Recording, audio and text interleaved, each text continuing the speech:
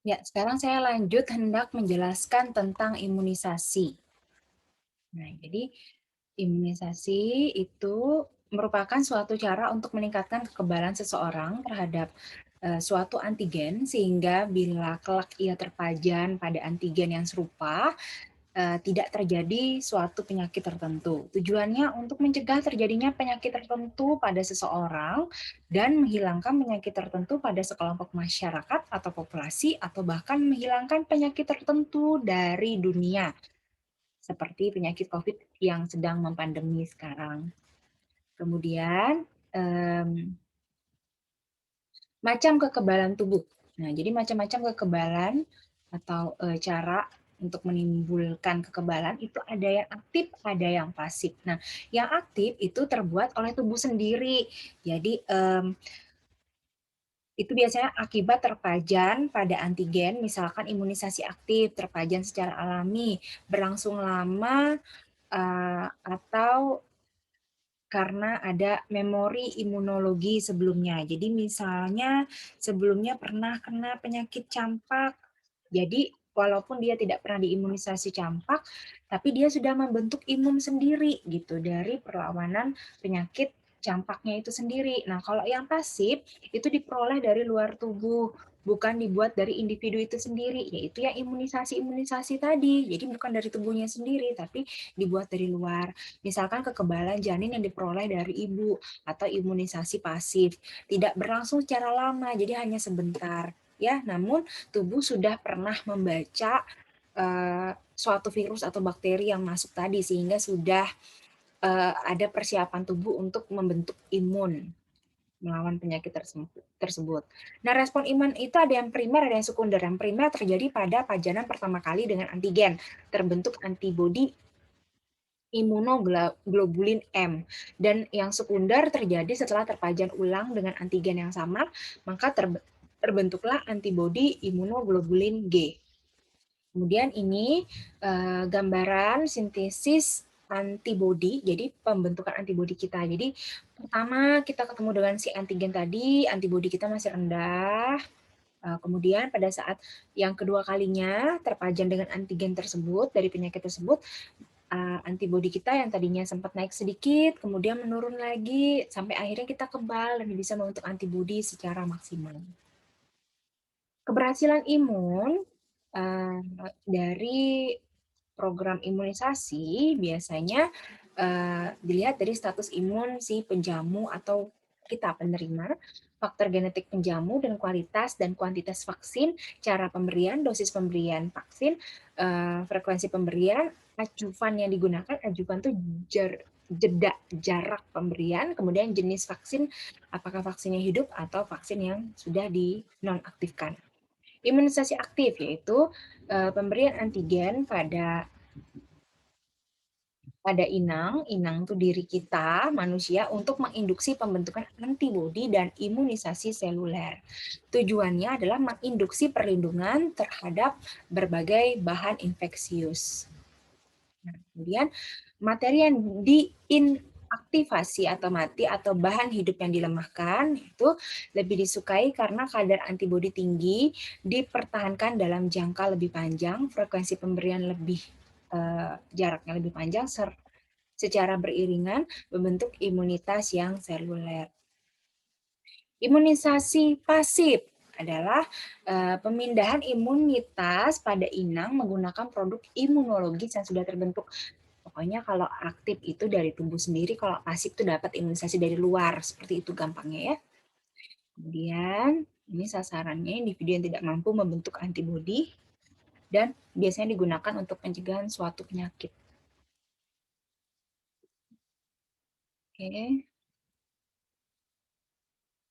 Ya, jenis vaksin ada jenis vaksin hidup, yaitu bakteri atau virus hidup yang dilemahkan dengan cara pembiakan berulang-ulang dan harus dapat berkembang biak. Nah, kemudian vaksin inaktif biasanya bentuknya bakteri, virus, atau komponen yang dibuat tidak aktif dengan pemanasan atau bahan kimia, tidak dapat direplikasi, dan seluruh dosis tidak dapat menyebabkan penyakit, tidak dipengaruhi oleh anti antigen atau imun yang beredar selalu membutuhkan dosis ganda atau sedikit. Nah, biasanya vaksin inaktif itu ya kayak beberapa vaksin-vaksin yang dimasukkan. Jadi ada vaksin aktif sama inaktif itu sama-sama. Itu bentuknya pasif semua, jadi dimasukkan ke kita. Cuma ada yang virus atau bakterinya ada yang aktif, ada yang non aktif. Kalau yang aktif itu biasanya akan memunculkan nanah dulu, dimunculkan. Kalau yang inaktif biasanya udah dikasihkan ya langsung gitu ya, tanpa memunculkan efek apapun.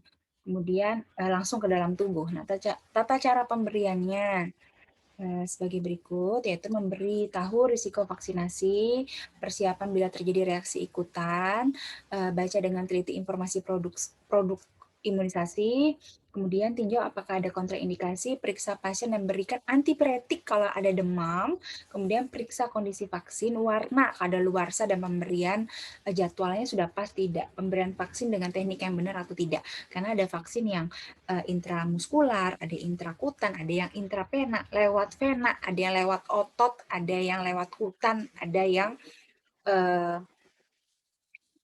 IM, IC, SC, IV. Nah, bagaimana cara pemberian vaksin dengan teknik-teknik tersebut dan pemberian obat lainnya nanti ya kita belajar di Skilab. Nanti pemberian obat dengan saya. Saya akan mengajarkan teknik penyuntikannya. Kemudian setelah pemberian imunisasi, beri petunjuk kepada pengasuh atau orang tua apa yang harus dikerjakan atau dilakukan nanti di rumah. Bila terjadi reaksi ikutan tuh artinya kayak demam, meriang, atau hal-hal lain ya. Kemudian catat imunisasi dalam rekam medis pasien, kemudian laporkan hasil imunisasi ke Dinas Kesehatan, periksa status imunisasi keluarga yang lain. Dan penyimpanan vaksin harus diperhatikan. Jadi ada vaksin yang harus didinginkan, ada vaksin yang harus diencerkan, ada vaksin yang disimpan di suhu ruangan. Itu harus diperhatikan. Pembersihan kulit, tempat yang harus disuntik itu harus diantiseptik ya, jadi nggak boleh dalam keadaan kotor. Kemudian pemberian suntikan sebagian besar secara intramuskular lewat otot. Ada juga yang subkutan ya, dalam namun ada juga yang biasanya ada yang intrakutan juga. Yang perlu diperhatikan pada anak sebelum imunisasi, pernah mengalami kejadian ikutan yang berat. Jadi ditanya dulu sebelum imunisasi sebelumnya pernah ada demam tinggi bahkan sampai kejang nggak? Atau ada gejala lain nggak? Gitu. Kemudian kita tanyakan alergi terhadap bahan dalam vaksin tidak? Ada reaksi alergi nggak waktu imunisasi sebelumnya?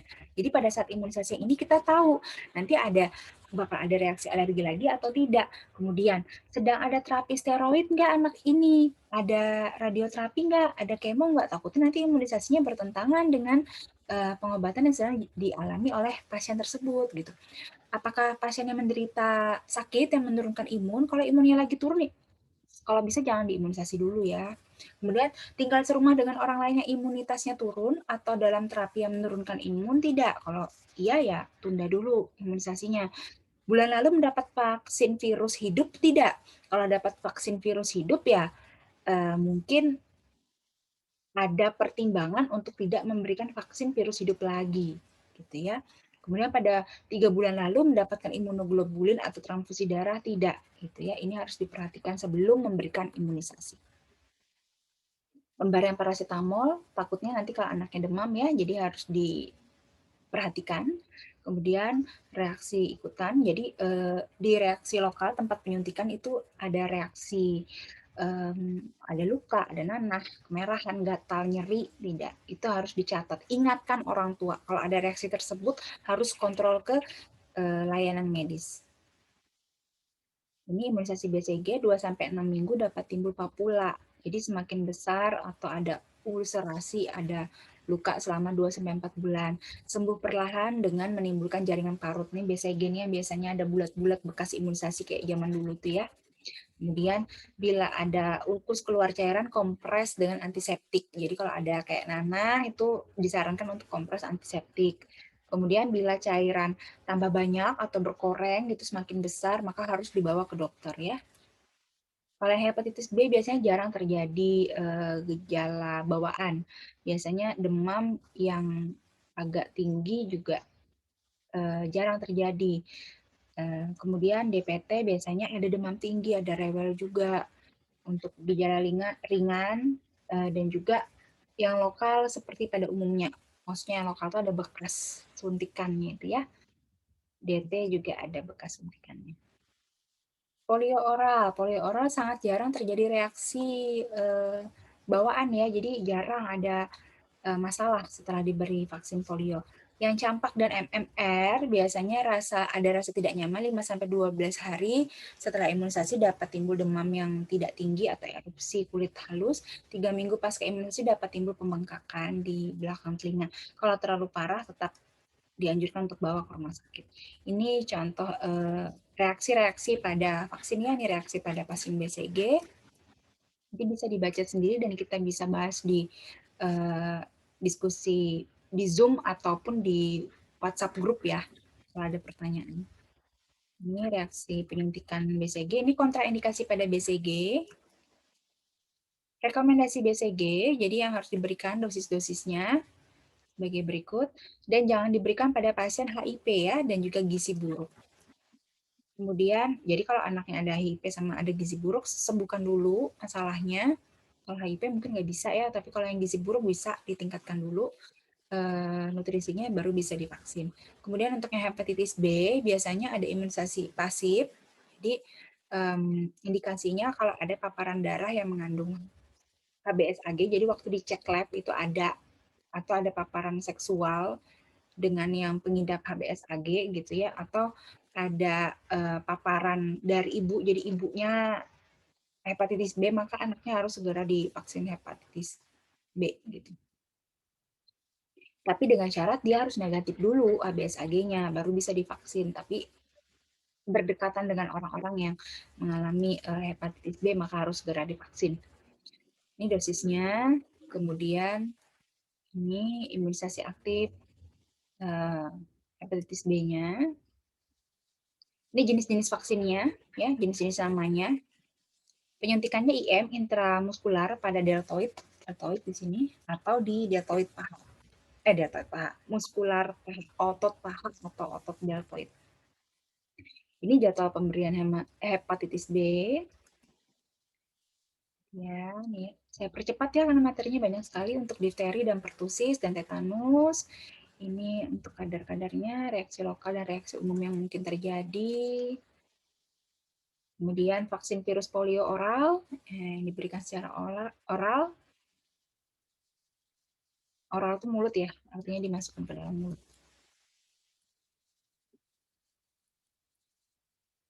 Vaksin campak. Nah, vaksin non-PPI. Yang tadi adalah vaksin dasar. Jadi imunisasi itu ada imunisasi dasar, ada imunisasi yang anjuran. Nah, yang anjuran atau yang tidak wajib atau bukan yang dasar itu contohnya adalah kayak Haemophilus influenza, vaksin influenza tipe B, vaksin MMR, measles, mumps, rubella, varicella, demam tipoid, hepatitis A, influenza, sama pneumococcus itu tidak wajib.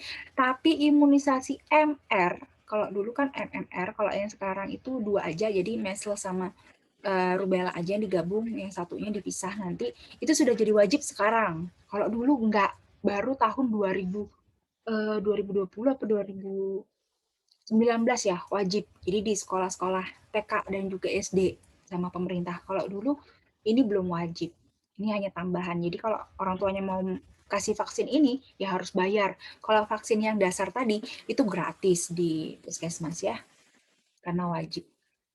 Nah, ini tabel pemberian vaksin. Jadi bisa dilihat yang yang wajibnya itu ada BCG, hepatitis B, polio, DPT, dan campak.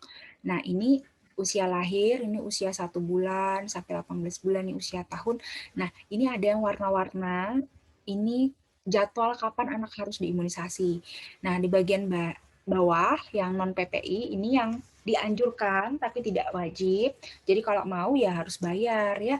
Tapi yang MR tadi bukan MMR ya, tapi yang MR aja measles sama rubella itu sudah mulai wajib sekarang, tapi untuk anak usia PAUD, TK dan juga SD. Oke, berikutnya tentang teori imunisasi bisa dibaca ya, ini teori umum. Di sini tambahannya di file yang ini ada contoh-contoh gambar botol-botol imunisasinya. Jadi kalian nanti bisa lihat dan baca lagi ya. Ini jenis-jenis obatnya. Selebihnya sama ya. Ini slide yang ini lebih ke jenis obat dan cara penggunaan. Kebanyakan cair ya, jadi biasanya uh, tidak bubuk. Nah, dalam pemberian vaksin itu yang harus diperhatikan pantauan suhu panas. Jadi gunakan vaksin bila belum kadaluarsa. Kalau sudah kadaluarsa jangan dipakai. Kemudian gunakan vaksin lebih dahulu bila belum kadaluarsa. Jangan gunakan vaksin bila batas untuk tidak digunakan lagi segi 4 berwarna merah sama dengan lingkaran. Jadi ini adalah pemantauan suhu panas. Jadi nanti dicek kodenya ya. Kemudian melewati batas buang ini yang golongan D. Jadi logonya ini. Jadi segi 4 lebih gelap dari lingkaran itu jangan digunakan. Jadi kalau ada logo yang C dan D ini jangan digunakan vaksinnya. Mana yang boleh digunakan? Ini kan ada yang warnanya beda-beda nih, ada yang butek, ada yang cerah gitu ya.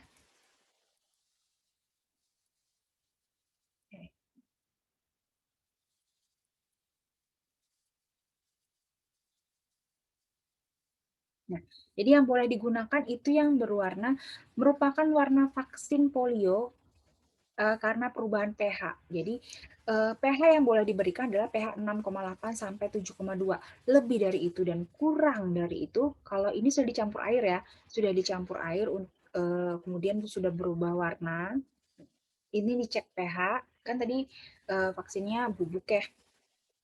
Jadi mana yang harus digunakan? Nah, itu biasanya kan diencerkan nih. Ini bubuk bentuknya kalau yang bentuk botol kayak gini, kecuali yang bentuknya kayak kaca yang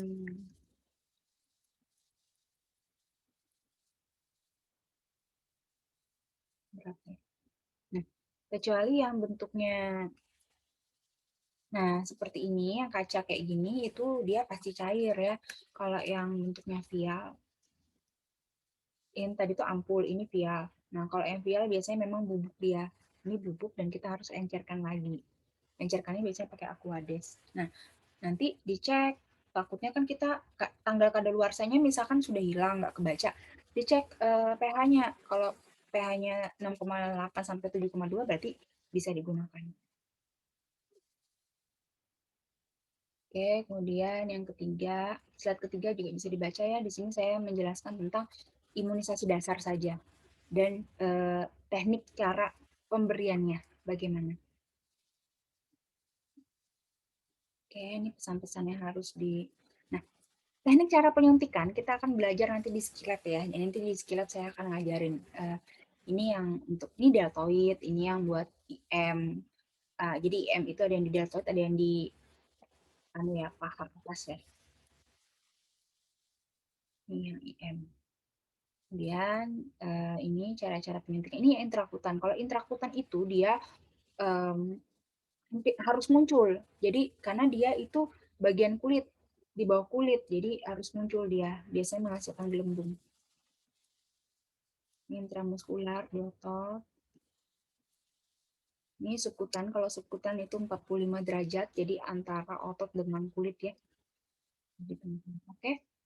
Terima kasih. Sekian untuk penjelasan imunisasi. Selebihnya saya harap mahasiswa bisa membaca lebih detail lagi karena materinya lumayan banyak. Nanti bisa berikan pertanyaan kepada saya jika masih ada yang kurang dipahami. Selamat siang.